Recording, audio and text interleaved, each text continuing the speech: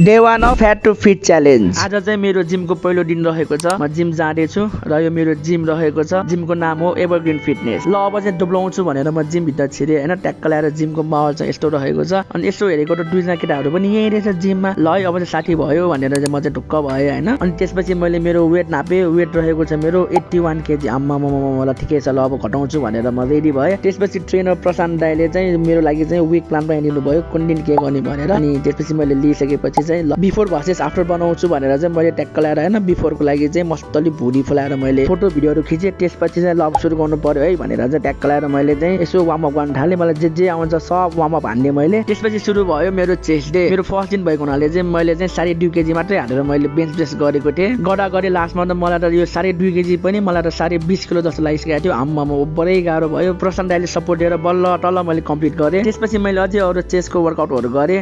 First day भएर होला मलाई ओभरै मलाई गाह्रो भइरहेको थियो, गर्नै सकेको थिएन।